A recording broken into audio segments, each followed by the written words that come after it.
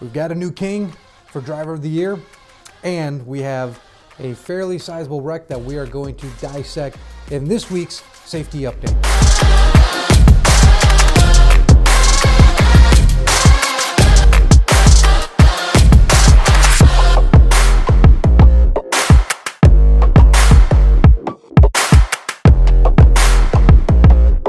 Hello, welcome to Safety Update with Sam. I don't even think I have to say who I am anymore. Well, you know what? We do have some new drivers on the fleet here. So if you don't know me, my name is Sam. I guess I don't want to be rude, but for those of you who've been here for a while, you know who I am. And I am the safety supervisor at Meiborg Brothers and Silver Arrow. So if we haven't met, howdy. I don't want to say howdy. I'm not in Texas. Anyways. We've got a lot to unpack here today in this week's safety update, so let's get to it. If you were unable to attend the holiday party last weekend, you missed a good time. I think their last count was like over 200 people, office staff and drivers, even some warehouse guys snuck in. And it was a great time over there at the Hoffman House. And during or right before we ate, they gave out a couple awards. And one of the awards was for Driver of the Year. And this year's Driver of the Year is none other than Eric Watley. So congratulations, Eric. I'm sure everybody on the fleet probably knows who you are because I think you've talked to everybody on our fleet. So if you don't know Eric, he loves to talk. He's always got great stories. So, but congratulations, Eric. We also did... What else did we do? We did Shop Employee of the Year, which went to Vicky back in the warranty section. We did Warehouse Employee of the Year, which went to Thad Gomez. And then we did Office Employee of the Year. And that actually went to not me, okay? I think the voting was rigged.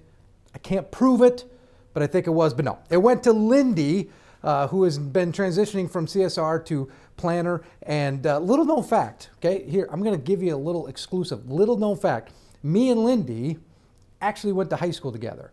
So I love that we've got an alum that won it this year. She's representing us greatly. So congratulations, Lindy. Congratulations to everybody who won an award at the banquet. And like I said, if you weren't able to make it, you missed a great time. Make sure that you pencil it in for next year. It'll probably be around the same time after Christmas. So make sure you pencil that in for next year. Anyways, okay, now we are going to look at some dash cam footage here.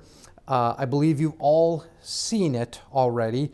And it is one, I know the year is just young, so I don't really want to make this statement, but it's the worst wreck that we've had so far in 2024. Hopefully, it'll be the worst wreck that we do have in 2024. So let's go to the dash cam.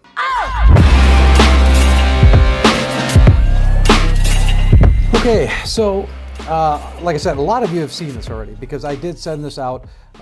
Zach wanted me to send it out to make sure you guys saw it and to really talk it through. And I really appreciate all the comments we got back. I think at last count was like over 50 text messages back from you guys watching this video and looking at what went wrong and what you guys can do to avoid something like that. And I think also this video on our YouTube surpassed any of my safety update videos. So really? But anyways, this is an important one. And so I got a lot of questions back on it. I tried to answer a couple of them. But let's watch this video, and then afterwards we can kind of talk through what happened and what you guys can do to avoid a similar thing. So we are pulling out of a parking lot in a truck here. As you can see, we're all the way, we're pretty close over to the left, which is, you know, decent placement, making a pretty wide turn there. But as you saw, the driveway was fairly narrow. And as we're pulling out, the back wheels do end up sliding down to the ditch, and that is kind of the end for that trip right there. As the truck falls gently to its side, it really laid down pretty gently. It kind of twisted from all the way the back to the front. So that's about as easy as a lay down as you could probably do, which depending on who you ask, might actually be almost worse for the truck because it has time to twist the chassis and all that kind of stuff. It almost might have been better if it just slammed onto its side, but in any case, this was, it is what it is. So going back to the beginning here. Now, I will say the driver was okay during this. As you can see, it really wasn't much jarring. He had a seatbelt on, which is very important because if he didn't, he would have fallen way to the inside and maybe broken the window on there. It could have ended badly. So always make sure that you wear your seatbelt. Okay, thank you. But as you can see, he's not as all the way over to the left as he possibly could be, but he's a decent amount. But as you see, that's a pretty deep ditch over there to the right of him. And now this wasn't a shipper or a receiver. This is a parking lot that this driver parked his vehicle for home time. So a couple guys asked, where was this so I can make sure I don't do it. It's just a parking lot, okay? So no shipper or receiver. This isn't their driveway. But I do know a lot of shippers and receivers have similar driveways like this. So it's always a good idea to still watch this. But you can see how deep that was over there. And you can even see it's kind of crumbling. It doesn't look like the structure of the driveway is that great. And as he's pulling out, when those back wheels got in it, and this is what the driver told me, when the back wheels got in, it just took his truck down. There really wasn't much he could do. The ground kind of started to give way on him, and that's when he just couldn't do any more. You can see the hood starting to buckle, meaning the chassis is twisting, and down he goes.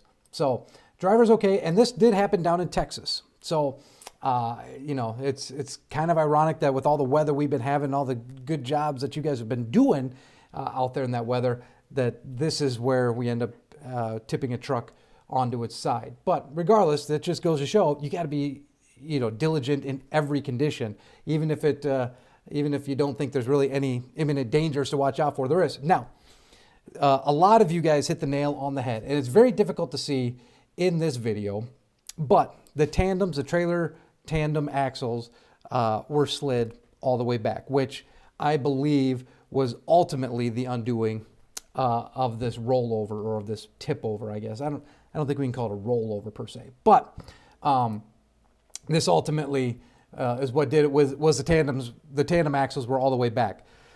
It was a heavy load, and when you are going to do that, this is the kind of stuff you have to be extra careful of. If his tandems were slid up, he probably would have never even touched the ditch, and he would be delivering that load maybe today.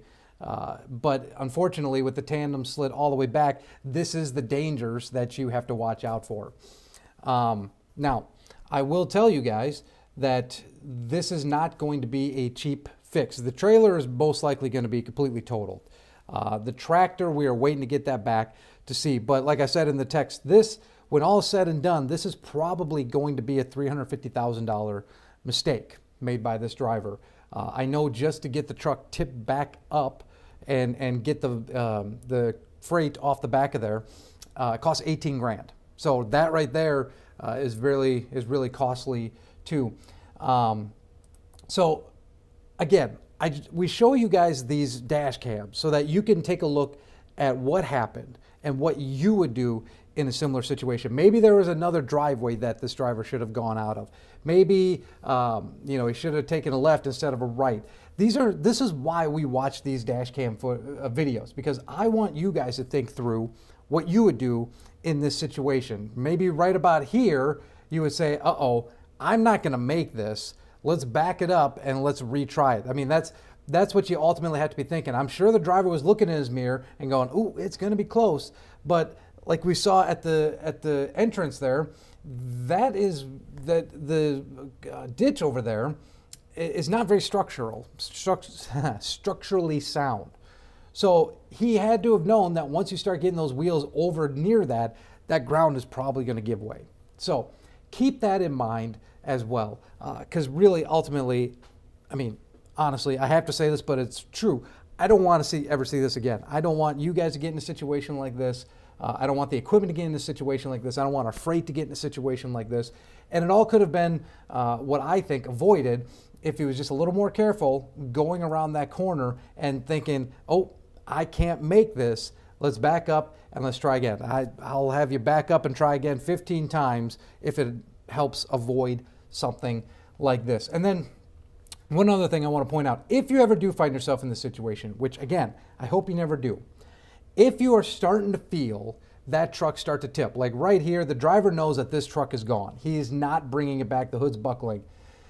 I know that adrenaline's going to be running high, and I know that your thoughts are going to be elsewhere. But one thing to think of is, if possible, turn the key off. Okay, turn the truck engine off.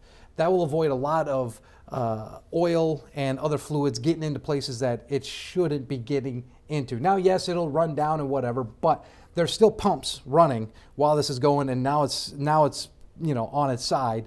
So if you in fact, at the end there, you can even see a little bit of fluid falling out into the engine there. So again, I know that there's going to be a lot going on in your mind, but if you think of it, try turning the truck off.